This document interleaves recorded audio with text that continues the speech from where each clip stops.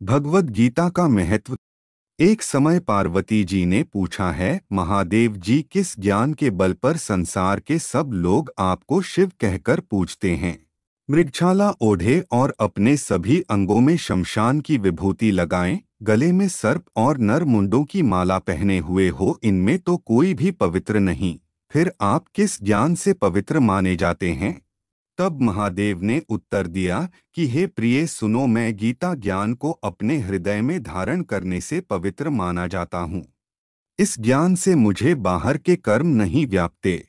तब पार्वती जी ने कहा कि हे भगवान, जिस गीता ज्ञान की आप ऐसी स्तुति करते हैं, उसके श्रवण करने से कोई कृतार्थ भी हुआ है? महादेव ने उत्तर देते हुए कहा कि इस ज्ञान को सुनकर बहुत से जीव कृतार्थ हुए हैं और आगे भी होंगे। मैं तुम्हें एक पुरातन कथा कहता हूँ, तुम सुनो। एक समय पाताल लोक में शेषनाग की शैया पर श्री नारायण जी नैन मूंदकर आनंद में मग्न थे।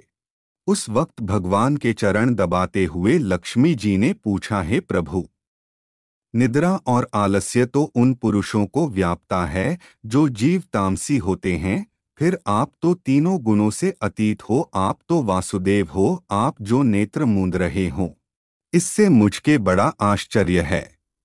नारायण जी ने उत्तर देते हुए कहा, हे लक्ष्मी, मुझको निद्रा आलस्य नहीं व्यापता। एक शब्द रूप जो भगवद गीता है, उसमें जो ज्ञान है उसके आकार रूप है। यह गीता शब्द रूप अवतार है। इस गीता में यह अंग है, 5 अध्याय मेरे मुख है, 10 अध्याय मेरी भुजा हैं, 16वां अध्याय मेरा हृदय और मन और मेरा उदर है, 17वां अध्याय मेरी जंघा है, 18वां अध्याय मेरे चरण हैं।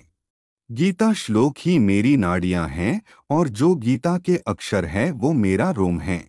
ऐसा मेरा शब्द रूपी जो गीता ज्ञान है, उसी के अर्थ मैं हृदय में विचार करता हूँ और बहुत आनंद प्राप्त होते हैं। लक्ष्मी जी बोली, हे श्री नारायण जी, जब श्री गीता जी का इतना ज्ञान है तो उसको सुनकर कोई जीव कृतार्थ भी हुआ है, सो मुझसे कहो। तब श्री नारायण ने कहा, हे लक्ष्मी, गीता ज्ञान को सुनकर बहुत से जीव कृतार्थ हुए हैं, सो तुम श्रवण करो। एक व्यक्ति था जो चांडालों के कर्म करता था और तेल नमक का व्यापार करता था। उसने एक बकरी पाली। एक दिन वह बकरी चराने के लिए वन में गया और वृक्ष से पत्ते तोड़ने लगा। वहां उसे एक सांप से डंस लिया, जिससे वह तुरंत मर गया। मरने के बाद उसने बहुत से नरक भोगे और फिर उसका जन्म बैल के रूप में हुआ। उस बैल को एक भिक्षुक ने मोल लिया। वह भिक्षुक उस पर चढ़कर सारे दिन मांगता फिरे। जो कुछ भिक्षा मांगकर लाता वह उसे अपने परिवार के साथ मिलकर खाता और वो बैल सारी रात द्वार पर खड़ा रहता। उसके खाने पीने का भी कोई ख्याल नहीं करता था और सुबह होते ही बैल पर चढ़कर फिर मांगने निकल जाता। जब बहुत दिन हो गए तो वह बैल भूख से गिर गया, लेकिन उसके प्राण नहीं निकले। नगर के लोगों ने देखा और उस बैल को कोई तीर्थ का फल दे तो कोई व्रत का फल दे, तब भी उस बैल के प्राण नहीं छूटे। एक दिन गणिका आई। उसने लोगों से पूछा, यह कैसी भीड़ है? तो उन्होंने कहा कि इसके प्राण नहीं निकलते, अनेक पुण्यों का फल दे रहे हैं तो भी इसकी मुक्ति नहीं होती। तब गणिका ने कहा कि मैंने जो कर्म किया है उसका फल मैंने इस बैल को दिया है। इतना कहते ही बैल की मुक्ति हो गई। तब बैल ने एक ब्राह्मण के घर जन्म लिया। पिता ने उसका नाम सुशर्मा रखा।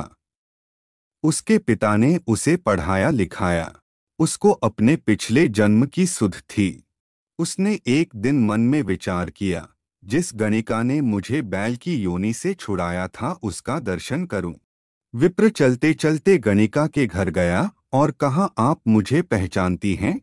गणिका ने कहा, मैं नहीं जानती, तुम कौन हो? तब उसने कहा कि मैं वही बैल हूँ जिसको आपने अपने पुण्य दिए थे। तब मैं बैल की योनि से छूटा था। अब मैं विप्र के घर जन्मा हूँ। आप अपना पुण्य बताएं। गणिका ने कहा कि मैंने अपने जाने पुण्य नहीं किया, परंतु मेरे घर एक तोता है। वह रोज सवेरे कुछ पढ़ता है। मैं उसका वाक्य सुनती हूँ, उस पुण्य का फल मैंने तुम्हें दे दिया। तब विप्र ने तोते से पूछा कि तू सवेरे क्या पढ़ता है। तोते ने कहा, मैं पिछले जन्म में विप्र का पुत्र था। मेरे पिता ने मुझे गीता के पहले अध्याय का पाठ सुनाया करते थे। एक दिन मैंने गुरु से कहा कि मुझको आपने क्या पढ़ाया है। तब गुरुजी ने मुझे श्राप दिया कि तू तोता बन जा। इसके बाद से मैं तोता बन गया। एक दिन बहेलिया मुझे पकड़ ले आया और एक विप्र ने मुझे मोह ले लिया। वह विप्र भी अपने पुत्र को गीता का पाठ सिखाता था। तब मैंने भी यह पाठ सीख लिया। उसी दिन विप्र के घर में चोर घुस गए। उन्हें धन तो प्राप्त नहीं हुआ, लेकिन वह मेरा पिंजरा उठा ले आए। उनकी यह गणिका मित्र थी। वह मुझे उसके पास ले आए। सो मैं नित्य प्रातः गीताजी के पहले अध्याय का पाठ करता हूँ, जिसे यह गणिका सुनती है। पर इस गणिका को समझ में नहीं आती। जो मैं पढ़ता हूँ वही इस गणिका ने तेरे निमित्त दिया था। वह श्री गीताजी के पहले अध्याय का फल था। तब विप्र ने कहा कि हे तोते, तू भी विप्र है, मेरे आशीर्वाद से तेरा कल्याण हो, सो हे लक्ष्मी। विप्र के इतना कहते ही वह तोता भी मुक्ति को प्राप्त हो गया। तब गणिका ने बुरे कर्म छोड़ भले कर्म ग्रहण किए और नित्य स्नान करके श्री गीताजी के प्रथम अध्याय का पाठ करना शुरू कर दिया, जिससे उसकी भी मुक्ति हो गई। अगर आपको हमारी वीडियो अच्छी लगी हो तो वीडियो को लाइक करिए और इसी तरह की वीडियो देखने के लिए हमारे चैनल को सब्सक्राइब करिए। धन्यवाद।